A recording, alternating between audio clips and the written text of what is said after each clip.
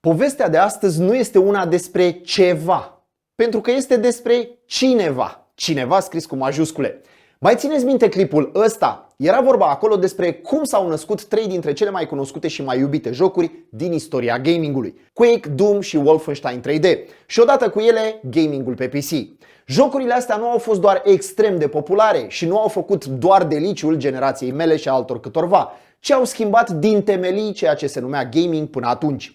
Au făcut istorie, istoria s-a transformat în legendă și legenda în mit. Iar la baza acestei schimbări profunde s-au aflat câțiva puști nebunei rău de tot, deveniți monștri sacri. John Romero, John Carmack, Tom Hall, Adrian Carmack și alți câțiva care la începutul anilor 90 înființau ceea ce avea să fie știut pentru posteritate ca id Software.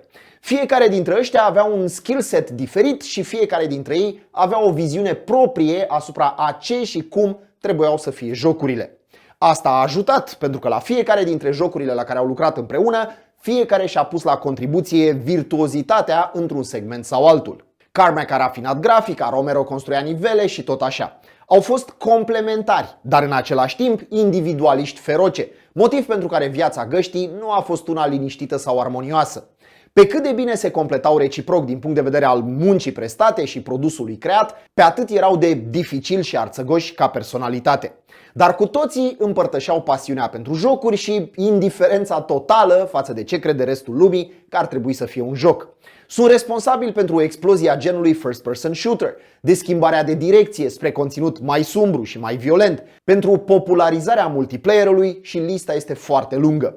Dar pentru mai multe detalii despre toate astea, vedeți acest video. Nu mai reiau aici cele povestite acolo. Astăzi ne vom concentra asupra unuia dintre ei.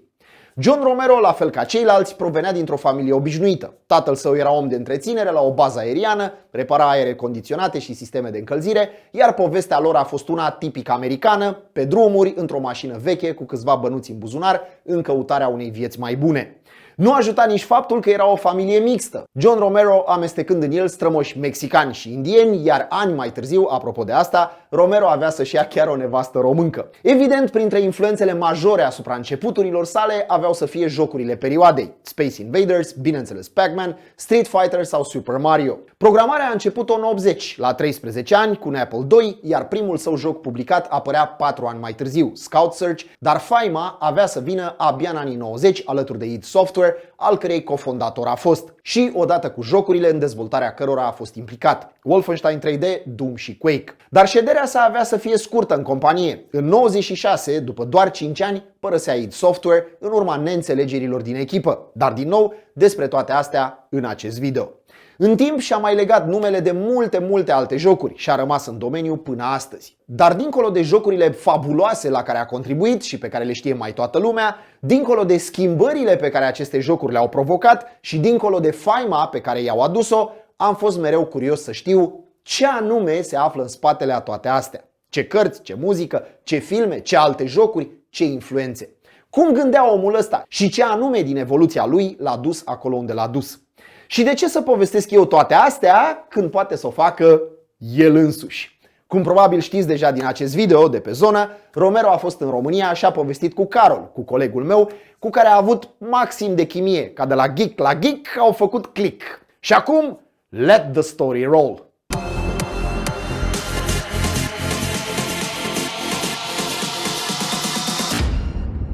So, first of all, the mighty John Romero, thank you so much for having us here today.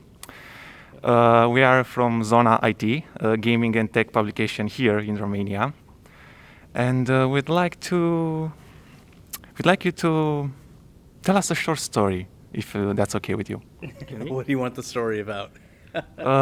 Let's start from this picture. This is 2021, right? But let's travel a bit back in time, in the early 90s, mid 90s.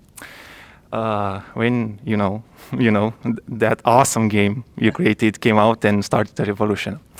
Now, could you please tell us if the game you designed was intended to be like to please, for example, the heavy metal and horror enthusiasts, or was rather like a reflection of those times? Because once the 90s began, there was all sorts of cultural, social revolutions in music, in aesthetics, and stuff like that. When we were making Doom, we were making a game for us. If other people liked it, that's great. And Wolfenstein kind of showed us that people, liked the stuff that we made. So we didn't worry about what are we going to make for people to like. It was really up to us to like, what do we like? What do we want to put in a game? So everything that we put in there is what we wanted. And as we're making Doom, there were a lot of influences just while making it. And at that time, there was still mostly 80s metal is what I was listening to. It wasn't until like Quake that I was listening to a lot of Alice in Chains. But in Doom development, it was definitely just a ton of Queensryche like crazy. Dokken was my favorite because of George Lynch. Black Sabbath, Judas Priest, you name it. Like that was what we listened to, all the time. So, but we also had a diverse set of people that that listened to different stuff. So, me and Adrian and Kevin, we were like listening to metal most of the time. Nobody wore headphones. It was all stereos in your room and just playing music.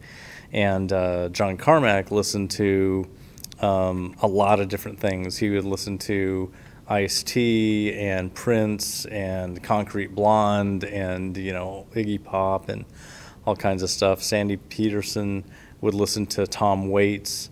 He would listen to Cat Stevens, and I just listened to metal. And then Tom Hall before Sandy, when Tom was on the team, Tom listened to the Beatles and Kate Bush and stuff like that. So we all had different kinds of music, but the art and the design was mostly like metal, listening to heavy metal. And so we were making a game that we wanted to play, and we made a list of what we wanted in the game before we started working on it, and we worked that whole year to try and fulfill that list, and we got most of what we wanted on the list. And the things that didn't get done were things that actually wouldn't have made the game better, like cinematics. Like that wouldn't have made the game better. So I'm glad that we didn't do those things.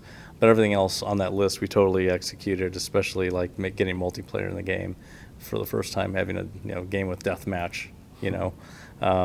So co-op and deathmatch and single player and all that's modding and everything all at once was pretty crazy. And Doom started speedrunning as well, so that was the first game to be used for speedrunning officially, because you could save and play back your gameplay, where you couldn't do that with any game before. Even though Wolfenstein had par times at the end of the level, there was no way to prove that you could like beat it, so you had to kind of challenge yourself. Mm-hmm. Even before Commander, like maybe the first Commander Keen game, we could record our gameplay and play it back, which is why you saw demos, but we never allowed players to do that. I don't know why we didn't, because Keen would have been the first speedrun game if we would have done that, but we just didn't. But yeah, so that's the story of how we made Doom, I guess. So basically, when you created the game, you just each and every one of you added a little bit of their own, like their reflection, their passions, their several preferences in music, in style, art, stuff like that, right? Yeah, everything was like we were listening to music all day, so that was part of the creative process.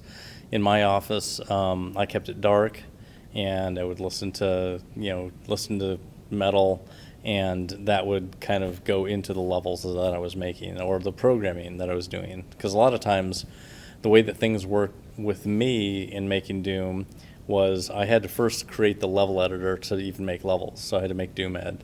So I programmed DoomEd, and that got Tom Hall into making levels, and finally I could then start getting into it.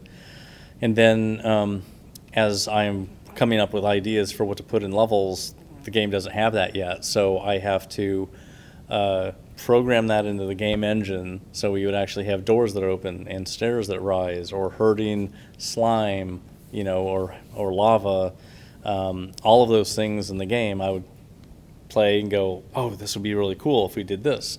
I go in and I program it into the engine, then I have to program it into the editor so I can actually put it in the level, and then I got to put it in the level and then make it work. So that happened with pretty much all the levels I was making, or I would get a request from either Tom or Sandy, depending on when we were doing levels, and I would put those things into the game, in the engine, in the editor, so they could then use them. Like, hey, how about when a level starts, 30 seconds after it starts, a door closes, because it's like there's a secret and it's going to close in 30 seconds. So I was like, okay, program it, test it out. Okay, it works next. Nice. So it was a lot of like doing the full loop of like making the tools, writing the code in the engine, fixing the tools, and then creating stuff in the levels, and just doing that for the whole year. That was the reason, I think one of the reasons why it worked so well, is just like being able to just do all of it instead of hand things over to somebody and go like, I request a feature that, can I get that next month? It's just like, it happens within minutes. So it means while trying to perfect the game, you guys were always getting along with each other. Everything was chill, everything was like super cool. Like, hey, I got this idea. Sure, man, bring it on. So it was like a melting pot full of crazy ideas, and everything worked perfectly, right? Or more or less. It really did. With Doom, it worked really well. Like if we had an idea, we just put it in. It's like, hey, weapons. Hey, why don't we put the chainsaw and the shotgun from Evil Dead in here? Yeah, that would be fucking cool. So then we'd make it, and the nice thing is that we could actually do it quickly, because at that time we decided, instead of pixel, because the way that all of our art was done from the beginning was just pixel editing, pixel by dot. And with Doom, it was because of the amount of animations that would be in the game, and the amount of because you're rotating characters that were going to run away from you. You want to see those rotations from, animations from behind and everything. That's a ton of work for just one character, and we're going to have a bunch of characters. So we're like, we need a faster process. So we came up with the idea of making models and putting them on a table, and then using the video camera to scan it in. So then we could rotate it, take another picture, rotate, take another picture, and then when it's all done with 8 rotations, then we move it a little bit for running or whatever. Rotate 8 times, do it for a whole run cycle, and that's just one animation. Then we got to have a death, then we have to have shooting, all that stuff. So it was a lot of work, but when you came up with an idea for a gun, it was just like, put the gun in front of the camera, take a picture, okay, get in the game really quick. And then we could see the shotgun's cool, the pistol's cool, chain gun, that kind of thing. We can actually see it really work quickly before doing all the pixel editing on that scanned image. Mm-hmm. But it worked out really well. So we could throw things in and make it work. And it's like, that sounds, that looks really cool. Make levels, just make tons of stuff constantly. And then technical issues that we were having. Doom was the first game that switched to full 32-bit because PCs were 16-bit forever. But then we needed to break that 32-bit barrier to have people were buying computers with 4 megabytes of memory, and without on the 16-bit machine you couldn't actually access that stuff using DOS. So because it used what's called protected mode, and real mode was the original MS-DOS mode. So to use more memory, we would have to use a DOS extender and enter protected mode and all that stuff, and have a compiler that would do that. So we had to get all that stuff set up. So Doom is one of the very first games to actually use 32-bit mode with more memory and all that stuff as well. So we had so much stuff that we had to do for the first time with Doom. Even with multiplayer, never wrote wrote IPX code for packets, and how are you going to find someone else, doing peer-to-peer networking and all that stuff. So everything was brand new, but it was cool because it's just like, what if we did this? Okay, put it in, boom, okay, it works. Now let me modify all the maps, because now we have co-op. What about deathmatch? Yeah, we'll just use the same maps. Okay, but different spawn points. Okay, go back in all the maps and put all the spawn points in. We thought about it and we put it in, and it worked, and we just kept on going. And really the biggest thing that was the biggest disruption during the process, there were probably 2 of them. The biggest was the BSP, because the way that the sectors were drawn, using a sector list in memory was too slow, and it wasn't consistent speed because of the list traversal was not like consistent. So John had to figure out a much better data structure and algorithm for showing what's in your view as fast as possible. And he happened upon this thing called a binary space partition that was supposed to be used really for backface culling on models. So if you're going to look at a 3D model, this BSP would know these parts don't actually get shown. So you don't have to even, it's just a data structure that's already laid out. You already know from whichever angle that you will not see these polygons. And so he thought, what if I do that for levels? It's not a 3D model, but it's a totally different layout, but you could use that same idea for a level. And he did it, and it was just the solution. You know, it was like instantaneous visual, you know, what is in your visual range. It's like instantly looked up without any computation. Really, really nice. So there was that, and then the other problem was just like, what could levels look like in Doom? There were no examples of levels before Doom that were not 90-degree floor to ceiling Wolfenstein type things. Like even before Wolfenstein, it was all Dungeon Master, Wizardry, Might and Magic, you name it. They all had 90-degree walls. They all looked the same. There was nothing that had ever been made like that. So it had to like really break the design barrier, you know, so to speak. Because our early Doom maps looked like Wolfenstein maps, just with better textures. So we really had a lot of work to do in just breaking through mentally, creatively, to coming up with that abstract level design style. And so those are really the two big things. Like even multiplayer wasn't that much of a hassle. Jesus, that's just pure state of art here. Speaking of Dungeons and Dragons, when you were making Doom, were you aware of the controversies it was about to ignite, to start? I mean, were you guys Dungeons and Dragons players? Or you know about that past scandal of D&D with every single parent in America going crazy over, oh my God, my kid is doing something, I mean, black magic, voodoo, stuff like that, Satan, blah, blah, blah. Were you aware of how Doom was about to shape the whole history of gaming? Well, we lived through the whole D&D thing because we started playing D&D in the 70s. So we played the hell out of it when we were in elementary school. We loved D&D. So I played D&D almost since it came out.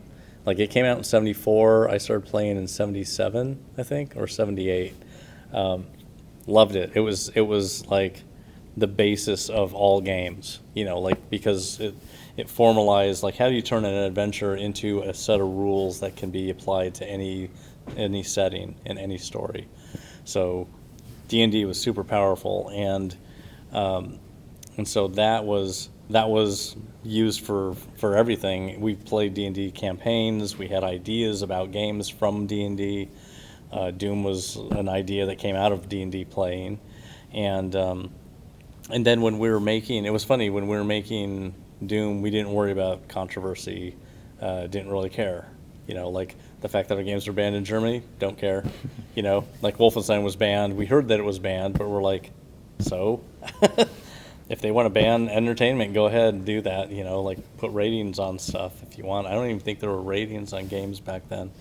But with Doom, we were not worried about like controversy. Didn't care. We just did not care about if somebody else didn't like the game. It's like, if you like it, then get it. If you don't get it. You know, and then of course the day after Doom comes out, you know, there was the day before Doom came out was when Congress had the big video game violence meetings showing, you know, Mortal Kombat and Night Trap and games like that being like horrible. And then we released like the most violent game ever made the day right after that. It's like to put a point on like this is going to happen, people. But it was, you know, it's just it's cartoon pixels. You know, it was just super fun entertainment. We weren't. That's how we looked at it. That's how we viewed it and how we played it. So we didn't worry about controversy. It was really funny too because it's like if you worry about like religious organizations getting pissed off because there's demons and stuff in the game, it's like you're killing them. Why are you mad? You're killing demons. Like, what do you want to kill demons with the best weapons? Like, I mean, if I showed Doom to my grandma, she would probably say, "Man, that's a nice and very educative Christian game. I mean, you're killing demons." And I could see some similar influences in Quake as well. The game, no doubt, was extremely fast, like the very fast. It's pure speed, pure energy. And I was particularly interested about the level design. It is still unique. It is still a source of inspiration. And I couldn't help but notice some Lovecraftian influences. I mean, you guys were Lovecraft fans, and if so, which was the main attraction for you during while reading his stories in order to put those ideas into the game? let's see. When we started Quake, I'm not sure that it was Lovecraftian at the beginning, because I believe that at the beginning of Quake was when Sandy introduced me to Lovecraft. So, so it was kind of funny because he had been published through Chaosium. He made Call of Cthulhu, right? So Sandy had done all this stuff beforehand, and so I got some Chaosium books that were compilations of Cthulhu mythos, and like these are H.P. Lovecraft stories. And I was like, oh, this will be interesting because the guy is like from the 30s, and like the 30s is, you know, like Wolfman and Frankenstein and the Mummy and Dracula and all these old, like, not scary characters, you know, like everybody's seen a million times. So I was reading all the stories. I was like, this is insane. Like, this blows away that garbage, like the Mummy and you know, the stuff like that. I was like, this is what should have been on TV when they were making monster movies, not that old crap. This is crazy stuff. So I was really blown away by Lovecraft, and when in thinking about the setting for the game being a fantasy setting and having multiple dimensions, so each designer could like own their piece of the game and have it look totally differently and tie it together in a multi-dimensional kind of story. To me, it was just like, yeah, why don't we have a Lovecraft influence? Why don't we put old ones in the game? You know, not that you would, because in Lovecraft, like, it's just normal people and then this crazy, you know, old ones and Hestur and everybody. Yep. So it was like, you know, they exist in another dimension. So it was like, why not have that as an influence around the entire game, but not like the heaviest influence? Just like there are messed up monsters like Shalrath, you know, and Yes. the Vors and stuff. So why not use those as Lovecraftian kind of entities without fully ripping off Lovecraft, you know? So so it had influences in it, almost like what is it, Shadow over Innsmouth or whatever, where the thing under the ground is barely peeking up into the village and affecting everything, Yes. you know? Driving them mad. Exactly. So it's like, you know, like let's have that kind of an influence where it's Lovecraftian touching Quake kind of, but not too overt. So it's interesting because it gave that feel, but we never say Lovecraft anywhere. Although at the very end, the boss, right, it kind of gives it away, but as the final thing, it's given away. In Cthon, maybe, you know, the first boss, the first episode, is maybe the hint of like Lovecraft. But the Shambler, right, the dimensional Shambler. Yeah. So it's not too much. There's some things in there, but it does tie it together. But that's like what we wanted is like an influence, like environmental influence and some other stuff, but not to directly try to tie it to any specific story or try to hold to, you know, the Cthulhu Mythos guidelines or anything like that, but just to have that feel. Unsettling violence is what I wanted the game to just feel like, with the soundtrack in the background being disturbing and the environment just being, you know, just like threatening. And so that's kind of what I was going for with it, and just to have a really fun adventure. And it's funny because people really remember Quake as like this amazing multiplayer game, which it really was, but the single player of Quake is terrifying if you just crank up the audio, turn off the lights, and just try and play single player through the whole thing. It's crazy. I mean, I still do that because of that feeling of nostalgia. It's really impressive. I mean, you see, these guys created terrifying games, but they are so chill and so nice. Totally. I mean, why? Yeah, what should I be like? You know, just like, yeah, Quake. Ooh, Quake was crazy. You know, just like acting nuts. Are you sure you're not hiding a chainsaw behind the Yeah, desk? no. It's okay. If you were to pick a favorite game besides the ones that you created, maybe, I don't know, a modern game like, I don't know, recent game, or the ones, one or ones that stayed with you and remained in your soul and memory. Which one, or which titles would be? Well, so the Ghost Recon series is probably one of my favorite games of all time. The original Ghost Recon in 2001, I played that game for 20 years. It's just so much fun because I love shooters, but I love stealth shooters as well, because if I'm deathmatching, I already have great games for deathmatch, right? And because the shooter has splintered into all these different kinds of shooters, the tactical shooter is one that is completely different, but is also super, super fun. And I love sniping. You don't really get to snipe when you're playing a crazy fast action game. Like when I play Quake, there's no such thing as sniping, you know, but sniping is a really fun thing. So Ghost Recon is like a sniping game. So the original game, when it came out, it had like multiple, it had Island Thunder, Desert Siege, I think, as these add-ons. Played them over and over for decades, basically. I wasn't into GRA or GRA 2 or Future Soldier that much, but when Ghost Recon Breakpoint came out, blown away, basically. So I've been playing Ghost Recon Breakpoint for 2 years since it came out, and it's basically like my favorite game now. I love it. Love that game so much. So yeah, that is absolutely my favorite of the last few years, or 2 years now, is Ghost Recon Breakpoint. It just looks amazing. It looks great. The sniping and shooting stuff is just the best. Lots of stealth stuff in the game. You can go in and just start blowing stuff up too. If you're really good. But usually it results in you getting killed. I mean, skills. Yeah. Even though you're really good, as a player, as an FPS player, running into the middle of that game, trying to be like an FPS player, you'll be destroyed, because a hit is almost just death if you get shot. So it's not like you take a bunch of damage like a regular shooter and then get killed. You could get killed with one shot. So it's way more serious if you have it turned up to max settings.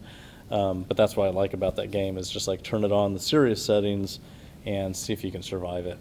And it just looks amazing. And you can just like jump in a helicopter, jump in a tank, jump in like anything you want, and just go mow stuff down. And what else? Other than that, that's a favorite game. Well, I played WoW, for 5 straight years. I lived that game. I have thousands of hours in WoW. Legion was really good. I thought Legion was great. I haven't played the latest Shadowlands stuff yet, but I know that it's really good, because in our family, like, almost everybody plays WoW. Valheim was cool. I played Valheim. It was a good game, because I played unbelievable amounts of Minecraft. Minecraft with our whole family.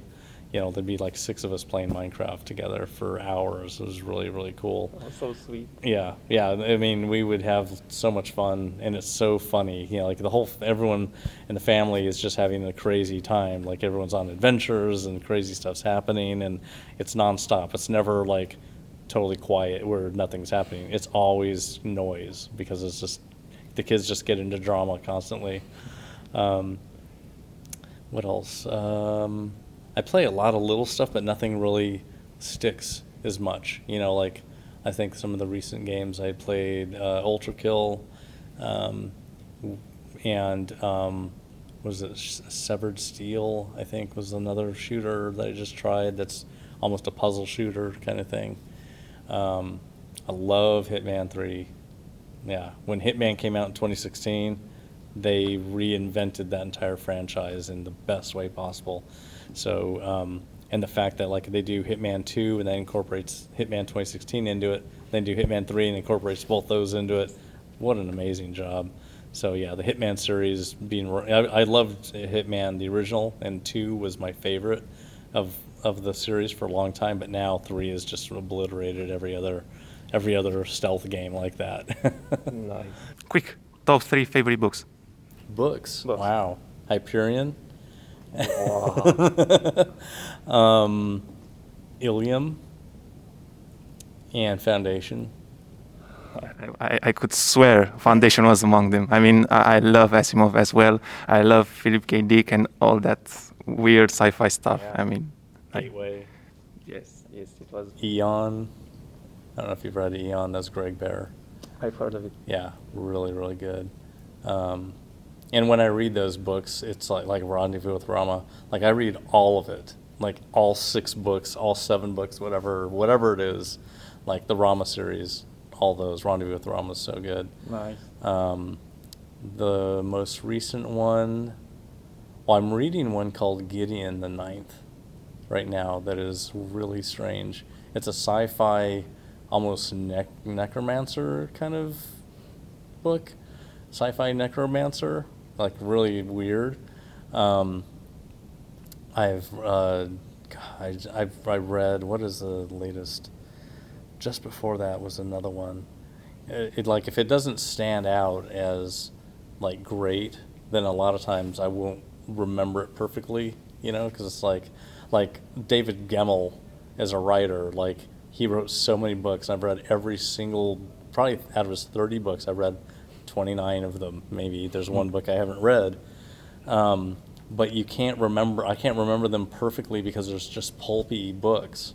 They're just like, they're fun and entertainment to read, but they're not like incredible. Like his first book, Legend, like that book is like that carried him the rest of his career until he died. Like that was unbelievable. If you want to read a great book, Legend is from David Gemmell is insane. It's so good. It's like if someone had written a book about Quake from our D&D campaign, that's who Druss is in Legend. Jesus, I mean, another title on my read list. I mean, see, cool guys, awesome games. This has been John Romero. An honor to meet you, sir. Thank you so much. Yeah. And good luck with your future projects. Thank you. Thank you. See you around. Right. Hallelujah! Eu nu pot decât să sper că v-a plăcut povestea și trebuie să-mi ziceți cum vi s-a părut în comentarii. Ce anume vi s-a părut interesant? Ce anume a povestit omul ăsta și nu știați? Este un insight fabulos în mintea unuia dintre cei mai mari dezvoltatori de jocuri ever și zic eu că ăsta nu-i puțin lucru. Cine știe, poate următorul John Romero va ieși chiar din comunitatea de aici. Never say never. Spor la joacă!